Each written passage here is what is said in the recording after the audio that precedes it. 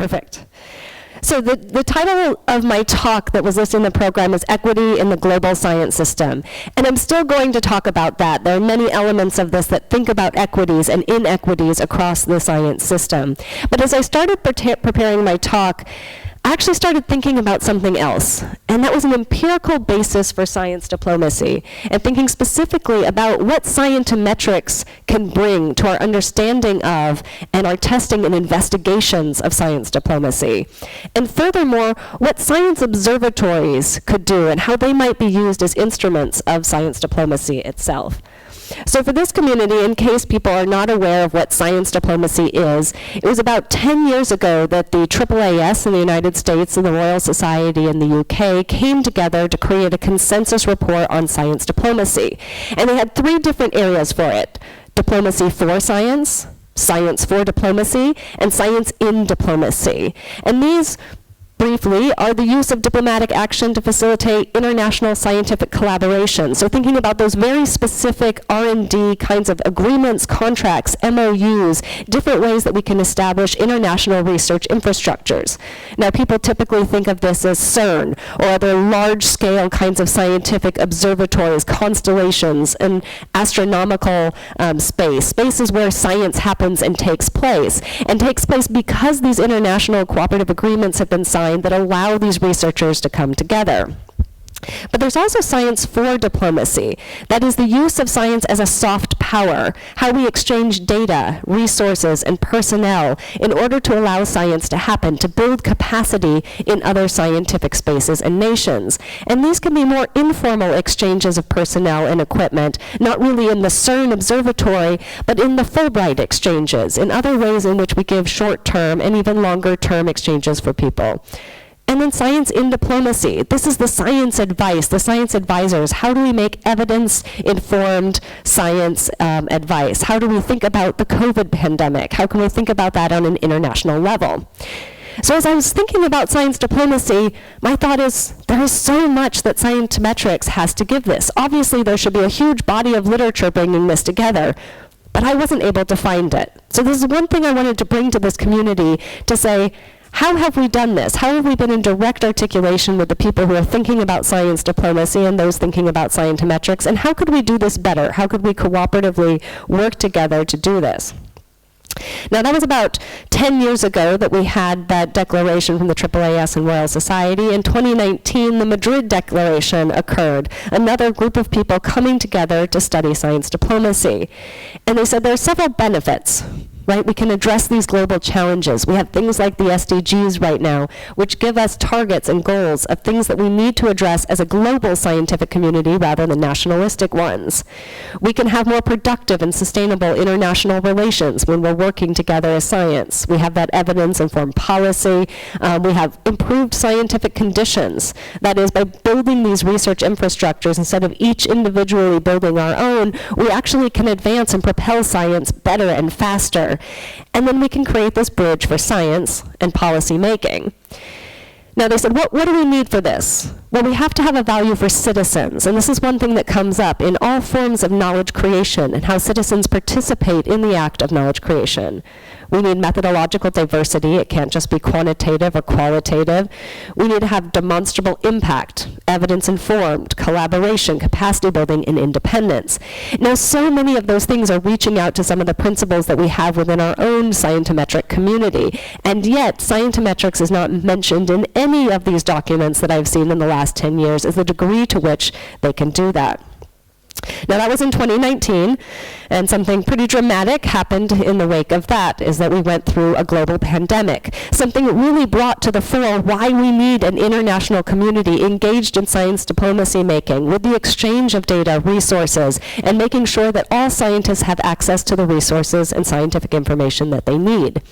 So you may remember that the Wellcome Trust sponsored a statement about sharing research data and findings relevant to coronavirus. Now, 30 publishers signed this Wellcome Trust agreement, including Elsevier, the American Chemical Society, Springer Nature, Science Journals, Taylor and Francis, and Wiley. And they all said that we understand that when there is a moment, a global crisis, everyone needs access to research data and findings.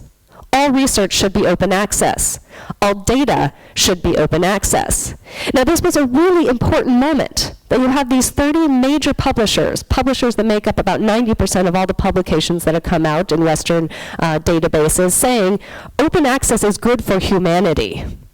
That's effectively what they were saying, right? Now, of course, we've seen the slide, and if we take the list of all of the SDGs right now, those things are actually less in open access than the Lambda Journal article, which states that maybe while they agreed with this for COVID, they don't necessarily hold those principles and values to be true for the rest of things that are greatly affecting society.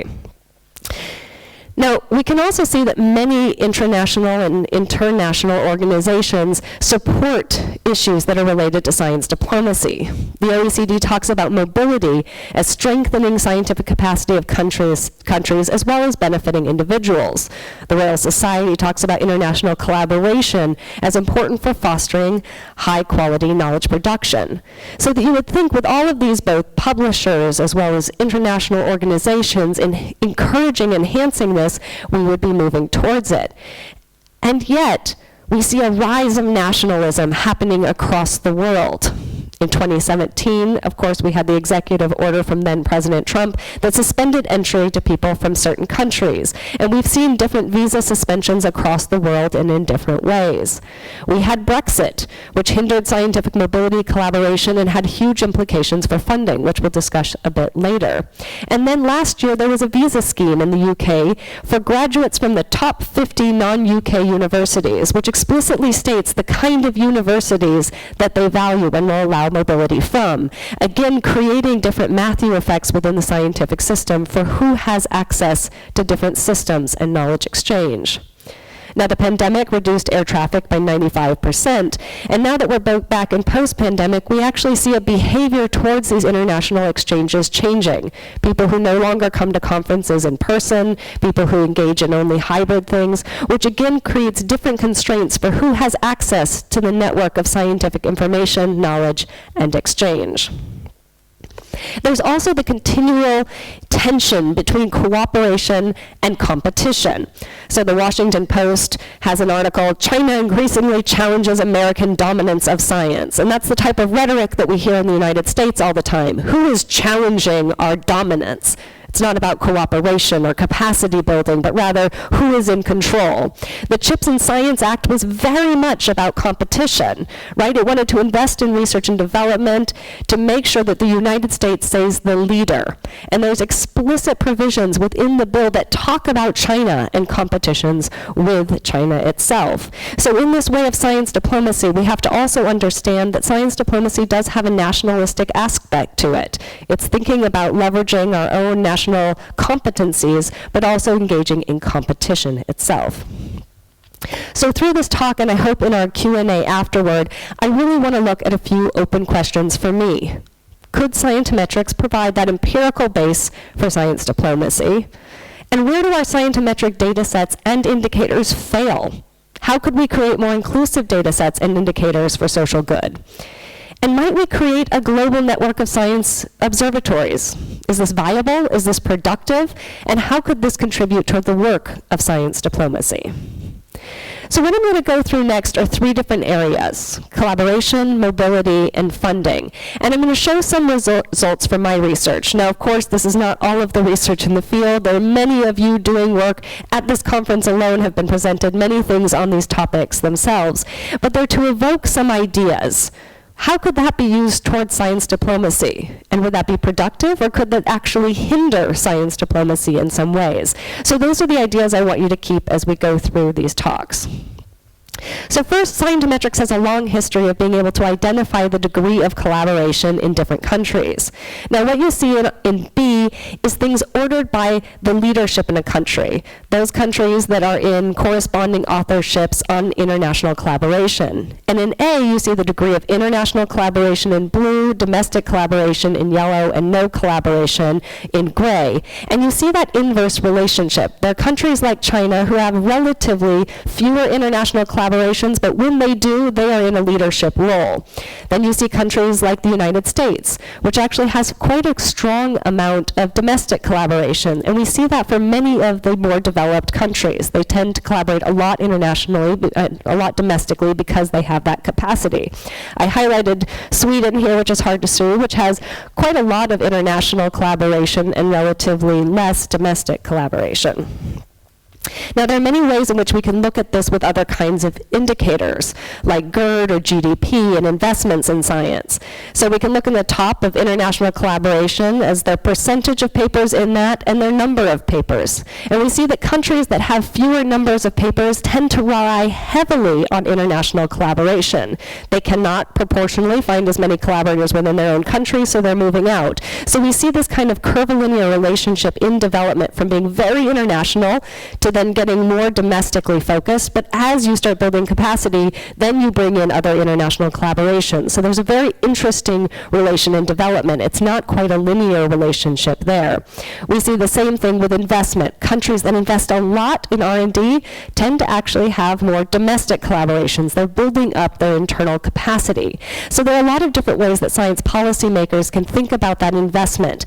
And it's not that international collaboration or domestic collaboration has a normative value. It's not always good, it's not always bad. It depends on your level of development, it depends on your partners, and it's not always intricately linked with how much you're investing. We also see that there's a different relationship with your gain in being that leader or that corresponding authorship. If we look at all of the countries that are engaging in this, only the US gains in terms of its mean citations when it's in a leadership position. So we have many countries that are in leadership positions and that's dropping their citation value. The US is the only one leading. Now, why is that? Well, a lot of it has to do with citation and referencing homophilies. That is the degree to which we gain and give, when we give references and gain citations based on the countries in which we're located. So this is at the continent level, and what you can see is the author's continent, and then as a percentage of citations received or references made. So what that middle value is right there shows you that kind of internal rates, right? 63% of references, 63% of citations received by Asia are from Asian authors. 50% of references made by Asian authors are to other Asian authors. We can see the same thing for Europe, for North America. Oceania is a bit less, as is South America. So when you have a big scientific system and you self-cite yourself a lot, you're going to generate more of those references, right? So we understand that size dependency of citations. We can take that down to the country level as well. So let's see, Sweden, 6% of references from Sweden are going to other Swedes. But if we look at China, that's at 15%, Japan's at 15%, and there's the United States coming in at 48%. So if you're the United States, you're going to generate a lot of citations because a lot of citations from people who are writing are going to you. Swedes are not going to benefit from that as much. So we see those kinds of size dependencies again. When the US looks at China suddenly becoming a competitor in citations, why? It's because they're producing more papers. And in those papers, they're referencing more Chinese authors. And so the average citation to Chinese papers increases. And we can see that very clearly just in the time from 2008 to 2017, when those self-references go from 9% to 15%. Now, we can also dig down at different levels, and that's one of the beauties of scientometric things. We can look at the continent, we can look at the country, but we can also look at the city or the institutional level. This is a study that we did that looked at air traffic patterns. So not just the distance of cities, but how hard it is to get to a city. So how many different transfers do you have to take to get to it? Now, I know it's hard to see, but A there shows you air transport routes. And of course, it's not as bad as the academic collaborations, but you still see that north-south divide going there. It's just more difficult to get to the south. It's very easy to get to other places from north to north. And we see that that's represented, again, in those air transports. Now, we looked at a lot of different things. We looked at academic impact. We also did a weighted airport network distance, and we looked sort of at that entropy as a diversity metric. Does it make sense if you're going on the path less trodden? And yes, it does. Diversity benefits collaboration in terms of impact. So going on those path less trodden yields a little bit more, but there's a point of diminishing return. So you should go a little further afield, but too far afield, and you lose citations. What's fascinating is how much that differs by discipline. If you're in the medical sciences, that point of diminishing return hits very quickly. But mathematicians, they can go far and wide, and it has very little difference on that average citation impact. Now, we can even go down from there to the individual level, where we see individual behaviors and differences in this. So this shows you gender differences.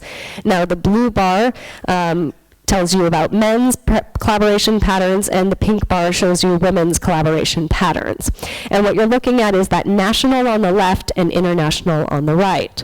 Now, there are different patterns across countries, as we showed before. If you're a smaller country like the Philippines or Switzerland, you're going to have disproportionately more international collaboration. If you are a larger country like the United States or China, you're going to have more national collaboration, as we showed before.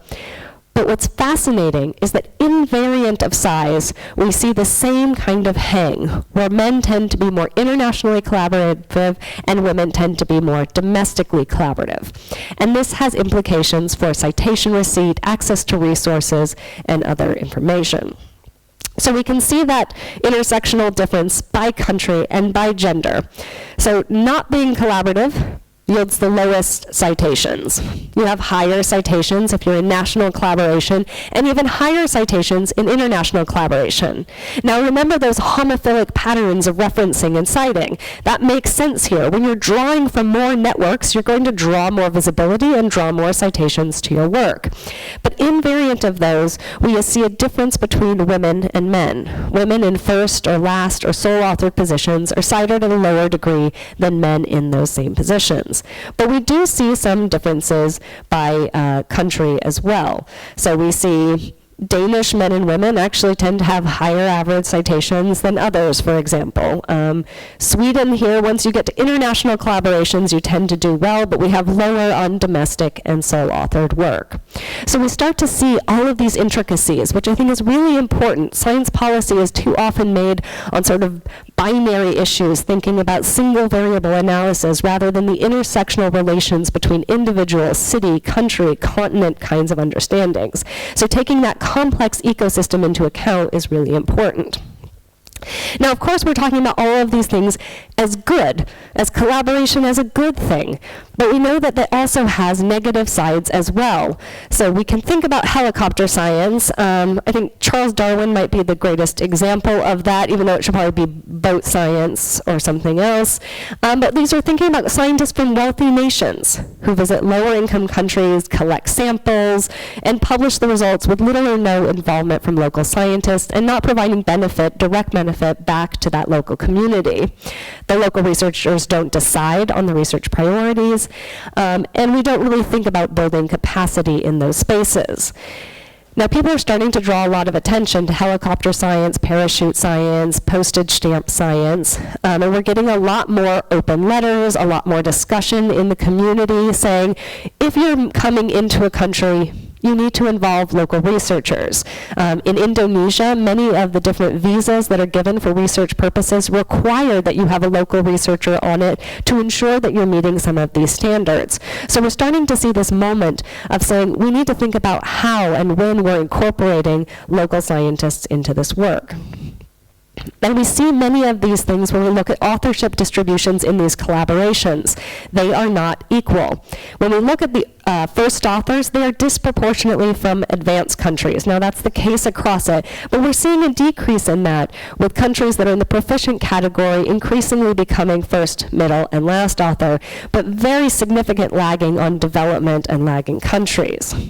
Now if we look at that conditional upon participation, if you have an advanced country participating, most of your authors are from other advanced and a little bit in proficient countries. If you have a proficient country, you get more of those proficient countries, but still not the development or lagging. Development, you're bringing in development in first and last, but you're heavily relying on an advanced country in middle authorship, and lagging countries shows those same kind of things. So we see these patterns of these hierarchical structures in authorship.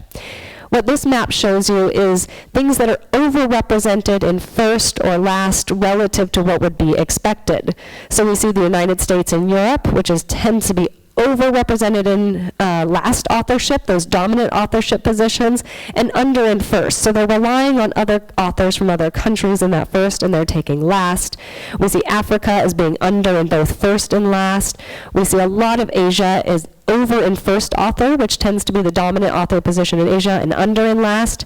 And then we have one Scandinavian country that is over in both first and last, given its expected values.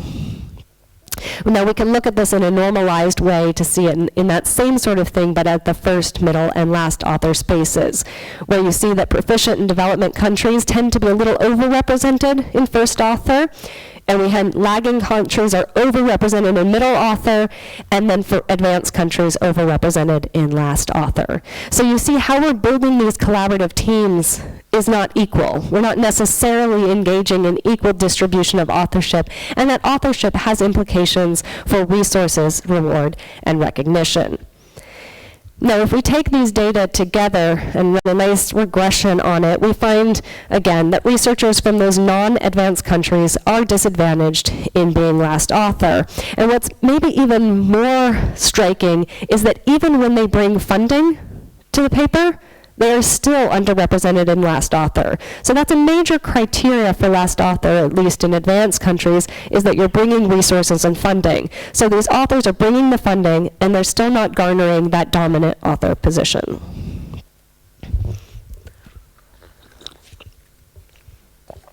So now, what do they do? What do people from these different countries do? Well, sometimes they move, right? And mobility is a huge part in being able to have access to different resources, different networks. Now, the OECD says it's an important role in innovation, right? It allows for the creation and diffusion of knowledge, particularly that tacit knowledge, which is more effectively shared within a common social and geographical context. Now, there are many data sets that try to gather mobility. We have Eurostat, we have different surveys, we have the NSF that does these. But the problem is that these tend to be stock rather than flow. That is, at any given time, we say how many scientists here are from another country, but we don't know how they've moved through the scientific system. We only see the aggregate, X percentage from Sweden, but we don't know the individuals. We don't account for those short-term stays of people coming in and out of a system, but not actually becoming a permanent residence or receiving even a visa. We have huge delays in reporting, which means every one of these surveys is dated upon entry. We have idiosyncratic practices in reporting these. What constitutes a highly skilled worker varies dramatically across countries. We also often don't have reporting from certain areas of the world. We have response bias. And so the OECD has said that the construction of internationally comparable mobility indicators for the scientific workforce is a persistent policy need. And I think that this is a policy need that bibliometrics can actually help with in a pretty significant way. So one of the things we've done is taken Web of Science to try to understand where people are located by the affiliations and the place of their institution. So we can pull this all out of that metadata. We've also used CWTS's individual level disambiguation to understand individuals and where they're moving. Now that sounds fairly easy, but it's actually way more complicated as we try to figure out people who in 1 year published in 3 different places, but we have no sequencing on those journal articles. We also know there's delays in reporting, so we don't know when they were actually in that country or not. So in just trying to create these indicators of did you ever move, where did you move, is actually quite difficult. But we tried to get it down to 3 different areas. Migrants, as people who actually were in a country, then moved to another country and lost ties with the original country, and then our travelers, people who are in the US, for example, but then pick up an affiliation in Leiden, in South Africa, in Sweden, as they move about. So we see these travelers, we see their mobility and that information exchange that's happening, but they don't actually ever leave their country of origin. And we have sort of directional and non-directional in that. Now, as you can see, the percentage that we found from 2008 to 2015 who are mobile was tiny. It was quite small people who had experienced this. Now, we've rerun those numbers now, and we see much larger increases. Why? Because there's a time dependency. The longer your time range, the larger number of people are actually going to demonstrate a mobility event. If you only study this in 1 year, no one's mobile, right? It takes multiple years to use a bibliometric study to demonstrate mobility. So it's a huge limitation of using this approach. But there are interesting things that you can show. We can look to see how countries are co-affiliated by the researchers that they exchange. We can look at this at the world level, and we can also zoom into different continents and areas. We can look at circulation, people who start in 1 year and move through the time. We can see people who are sending or receiving countries. So we can see if Sweden tends to actually receive more than it shares of migratory scholars. So there's lots of data for a policymaker to really derive from these bibliometric data that are not readily available in other kinds of sources. From a science and innovation standpoint, we can see different advantages. There's a production, advantage in mobility. The more mobile you are, the more that we see you're producing more papers. There is a diminishing point of return around about 22 publications that we see where it lines out. But we show that that really helps. It incites more publications. We also see citation advantages for mobility, particularly for migrants, those who leave their country of origin. They tend to have an advantage in the number of citations that they're receiving. But we also see that travelers, both directional and non-directional, tend to receive that as well. One of the things that I also loved was looking at the ways in which countries are contributing to the global science system. So we have North America and Northern Europe, who we consider producers or cultivators. So producers are those who make a lot of researchers who are highly cited, and then they leave, they're poached elsewhere. We have cultivators who like to bring in people. They poach as well. My most interesting one, though, are the incubators. And Oceania is a very good example of this. They tend to educate scholars who, once they leave, they become world-class elsewhere. That's a really interesting thing. So Oceania is not generating any citation indicators, and yet there's a demonstration that its educational system, the foundation that these scholars are getting, is quite strong in that they're becoming really highly cited researchers after they leave. And so it demonstrates something about this global scientific system. It's the same with the Nobel Prize in the United States. The majority of our Nobel Prize winners were born and educated elsewhere. So we have to start thinking about this global system and how we're all contributing in to this global knowledge rather than counting each of these things as nationalistic. Now, bibliometrics allows us, again, to zoom in with different lenses. We can see where you go and how that relates to your citedness. So what are the countries that are best for you to go to or come from if you want to generate higher impact? What are the places that allow you to thrive as an individual? And all of these things we can see with a level of granularity that simply isn't possible with any other kinds of data set that's used for policy making. Now, as with collaboration, there are gendered and racial aspects of this. Now, I love Alice Hamilton's quote on this. So in the 1800s, many American women were going abroad for their education because there was no doctoral level education available for women in the United States. And so they went to Germany. And they were told that the only reason women wanted a university education was to make trouble for the government. So Germany said if foreign governments did not object, that was all right, but Germany had more sense. So they actually allowed foreigners to come and get a degree, but not German women to get a degree. So they were educating a lot of US women who then went back to the United States to lead a lot of the women's colleges at first. So there were interesting kinds of exchanges. Now, if we jump to modern day times, we see that men tend to be more often migrants, actually leaving their country of origin, but the amount of traveling between men and women is actually fairly similar. Men do slightly more. This, however, is different by country as well. So we see different countries where women tend to be migrating more in orange and where men tend to be migrating more in blue. But where they go is fascinating. So men tend to travel to and migrate to Asia and Africa, much more than women do, with a few exceptions, whereas women tend to go to Northern Europe and to the Americas. Now, if we look in that region of origin and region of destination, we see that in Northern Europe, for example, you're bringing men from Eastern Asia and from Northern Africa more than you're bringing women, but in the other places you tend to be bringing more women. Now, where do people from Northern Europe go? Well, the women tend to stay in Europe or go to the Americas, and the men's go to Asia. So again, from a science policy perspective, this is really interesting. But many of these mobility events and collaboration events are dependent on funding. So of course you have things like Horizon 2020, which is going to distribute an enormous amount of money in USD, that'd be $116 billion, for these cross-border research collaborations. So what is the role of funding in a global scientific system? Now, the problem with studying funding is that if you are lucky enough to get data on funding, you're getting it from a single organization, and sometimes you're only getting it from a single program in a single year within that single organization.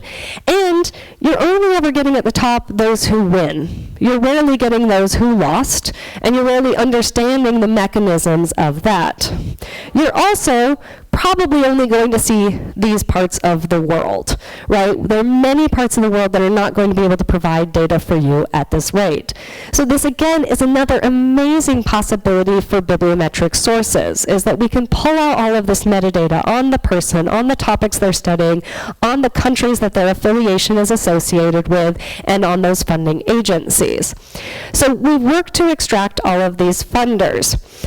This is no trivial organization. We have over 750,000 distinct strings in the time period that we looked at for these, where you see things like, for the National Institutes of Health in the United States, NIH, National Institute of Health, National Cancer Institute of the NIH, et cetera, and et cetera. So I want to take a quick guess here. How many distinct strings do you think we found for the NIH alone? 2,000, 7,000? How much? 15,000. 12,241 distinct strings, and I'm sure we missed some, so it's probably closer to that 15,000. Those are the ones that we found. So this is a non-trivial aspect. We talk about bibliometric databases being standardized, but there are many aspects of it that are still not standardized, and I see one of our corporate sponsors nodding her head that yes, this is the case. If we go down to our country funder strings and number of papers, the US, we have almost 170,000 unique strings for funders. In Sweden, that's 12,000 unique strings of funders that you'd have to disambiguate. In Denmark, there's only 7,000. That's because they're all just Novo Nordisk, I assume.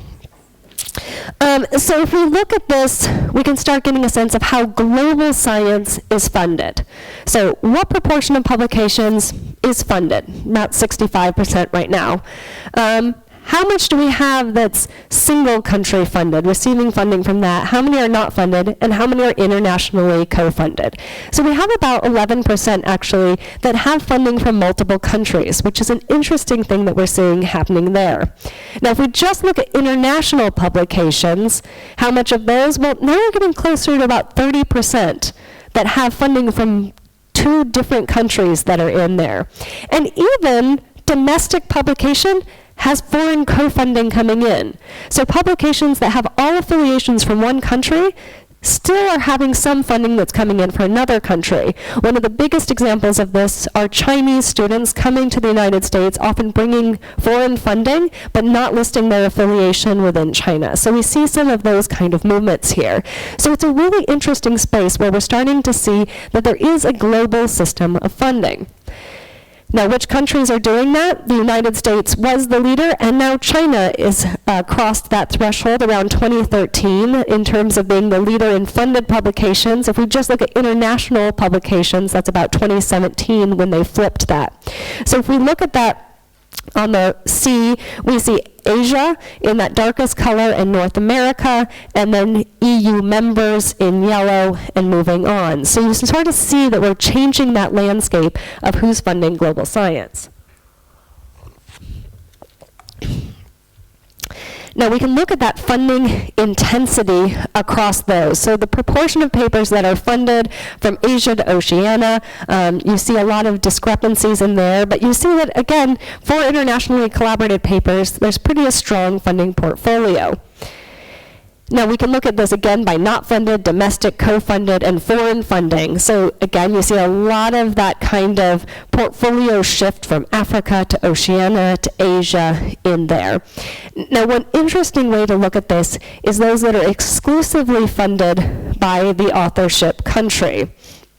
And if we look in that, Asia, again, is one of those places that tends to really be funding its own work. Oceania and Africa tend to have less of that in terms of how much they're funding. So one of the experiments that we took was, what if we suddenly stopped global funding? Now, this is the most extreme example, right? But if we stopped co-funding and that paper did not exist as a result, who would lose publications? And what we find is Oceania and Africa dramatically lose publications when we remove funding. So we see like a 24% reduction in the number of papers that would be produced in North America. We see 40% reductions in some places in Europe. Now again, that's a lot of EU funding that comes into play there as well. But we start to see which are the countries that have these dramatic shifts. Now, China isn't really affected by the reduction in this. And then we looked at their portfolio, the topics that people studied. How does that change if we remove co-funding? And what we find again is that Africa and Oceania tend to be disproportionately affected by those changes. So removing that changes their research portfolio, which also suggests that a lot of Africa's research portfolio is determined by the foreign funders and what they're doing. China is really not affected at all in those spaces. So from a policy perspective, this also could be used for positive or for negative purposes in terms of driving research agenda in certain places. Now we can also just look at the effect of a certain country. So you see the USA has massive effects on Africa's research portfolio and publications, the UK to a lesser extent, but also focused in Africa. You see the EU again as really driving it. The loss of EU funding would dramatically affect publications and output and topics within European countries. And China is really self-organized. China's funding affects Chinese publications. So I'll end here with some of the epistemic consequences as we've sort of gone to. So we think about collaboration, mobility, and funding. These are not just scientometric indicators. They actually have an effect on what gets studied in the world. And that's a massive, massive issue for science diplomacy. So if we look at where tropical medicine is studied, well, you see the places where we gather data, and that goes to that helicopter science issue again, right? So we study it a lot here in Africa, but also people from the United States tend to study it a lot. But as we saw from the previous slides, where do they study it? Well, they study it in Africa. So it's those kinds of relationships that we're seeing there. Now, where do you study cancer? And that is where you disproportionately study cancer. So if you're one of those migratory scholars that we saw, and migratory scholars disproportionately come to the US, the probability that you end up studying cancer is really high. So let's say you're from Africa, you go to the United States, are you going to study tropical diseases or cancer? Might actually have a stronger chance of studying cancer. Where do you study industrial engineering? Right? We see China and a lot of other Asian countries. So one of the things that we took were these specializations. What are the topics that a country is disproportionately likely to specialize in? And then we associated those topics by the countries that study them. So can we cluster topics according to specialization area? And this created a very different map of science than we're used to seeing. We're used to seeing something that has arts and humanities here, and social sciences here, and natural sciences here, medical sciences, etc. This mixed them up in a different way, and as we really spent time looking at these clusters, we realized there were sort of three areas. Those that rely on the natural resources in a country. And those have arts and humanities, that has medical sciences, that has natural sciences in it. But it was things that really rely on the raw materials in a country. And there's the physical cluster, which is less about the raw materials, but things that require that extra layer of infrastructure, right? It's chemistry research that can't be done unless you have a certain amount of instrumentation in your lab. So we see both the medical sciences, engineering, and natural sciences in that, but it's infrastructure heavy. And then we have the societal, which has most arts and humanities, but also those medical sciences that require human interaction, the psychology, the social work, the things that border on the humanity side of it. And we saw that countries have different profiles within that. Ethiopia, for example, is heavily in that natural resources side of it. China is in the industrial technical side of it, and the United States is in the humanities side. Now, the first thing I want to put out as a limitation is this is using Web of Science, which is going to overrepresent the humanities for the United States versus, let's say, Chinese humanities. So a massive limitation of this is that we're drawing from a database which in itself is not inclusive of all of these different clusters. So we'll get back to that later. But so we can create a sort of a simplex thing of this with societal, physical, and natural there. We can look at where a country is sort of aggregating. And if we look at it by income level, we see this. Low countries tend to be in the natural resources. Low to middle, moving to upper middle, you start getting more technical infrastructure. And at high, you start moving up towards those social sciences as well. And we can look at that by GDP. You see Ethiopia, Vietnam, China, and the USA as examples of how it moves across there. So the country that you're in is going to have a dramatic influence on the types of things that you study. So there is a need here in terms of science diplomacy in thinking about capacity building, in understanding helicopter science, in thinking about resource buildings and consortia and what they can provide for a different country. And it's not just the country level as well. We can actually take it down to an individual level. So this is a study that we did looking at US, race, and gender, where we could see a great homophily between the research topics and the demographic identities of the authors, where we found that African American authors were more likely to study things such as racial disparities or African American, where we saw that our Latinx scholars were more likely to look at the Latinx body, English and Spanish, and Mexican. So topics that really resonated with their own lived experience. And we did a little back-of-the-envelope calculation to see if the race and gender distribution of U.S. authors were consistent with the U.S. Census. What would we have had in the last few years? Well, 29% more articles on public health, 20% more on gender-based violence, 18% more on tropical diseases, and 17% more research on families. And given that we just went through a pandemic, those topics might have been pretty useful to have in the world. So I'll end with these concluding thoughts. My first question to you was, can scientometrics provide the empirical base for science diplomacy? Now, looking again at this definition of science diplomacy, my answer is a resounding yes. I believe that there's a lot that scientometrics could bring to this conversation in thinking about a global ecosystem of science. There are certainly nationalistic interests that are in that, but how we organize our scientific information is important. Now, are there limitations? Absolutely. So Argard's list of limitations here is just for funding acknowledgments within bibliometric data. All of these I would agree with and are true. But if you look at that category on the left, I think that applies to all of the things, collaboration and mobility and any other variable that we want to see. We have issues with availability, with correctness, with standardization and quality, completeness, and scope. All of these things we have to think about as we're building databases. Our current databases that we use, and all of the data in this presentation was based upon Web of Science, so take that with a grain of salt, is that we need to make sure our database don't reinforce a core and periphery. When we have a core collection and an emerging sources, we're reinforcing those kinds of spaces. We need to think about inclusive data sets that actually give accurate and comparable information on.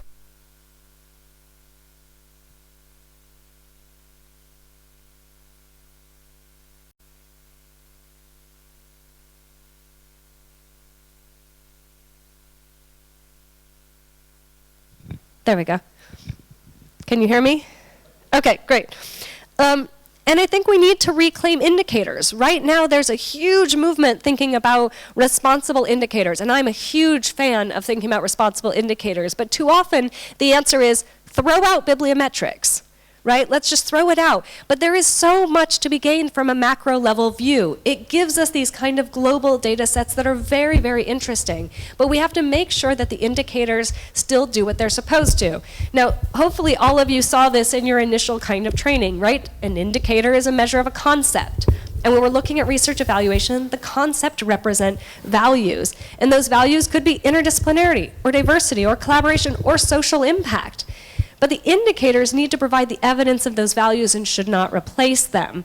And so there are many ways in which we can use those indicators to motivate decisions and policies when they're based around the right things, right? That could be any of the things that we value. It could be around SDGs, it could be around diversity, it could be around any of the kinds of things that we want to see and want to achieve in the world. And the macro level view allows us to do that with a level of granularity that's simply not possible in other data sets. So of course what I'd like to see is a global system of science which requires global level indicators, global level data. So we must move away from this fragmented and isolated and frankly elitist models of science towards a comprehensive analysis of international scientific relationships. So to my last point, I think that this requires a networking across countries. I would love to have observatories that have rich, nuanced data on their countries that are providing into this ecosystem. I am sure every one of you in this room has spent time cleaning on affiliations, on funder, that you've spent all this time curating a clean list that only you and your lab uses. There is no reason that this community should continually clean data sets that someone else has already cleaned. If you know your country really well, clean that data and then make it available to everyone else so that we can have these kinds of comparable and global data sets as well. And I think we should work towards collective good in building capacity across countries. Right now, the only people who can do massive level bibliometric studies are those who can afford the data. That is an inequitable science system and frankly bad science. So we need to think about making sure that everyone has access to the data sets that they need to be able to do this. And that also requires standardization, which is a huge issue in our field. So with that, I want to leave time for questions, so I'll just say thank you, and I want to acknowledge Lily Mao, who was really instrumental. She's my doctoral student at Indiana University. She was instrumental in all this research, and she's going on the market right now, so if you have a postdoc position or a faculty job, you should absolutely hire Lily. She's way better than I am. So thank you, and I look forward to questions. Thank you so much. Yes.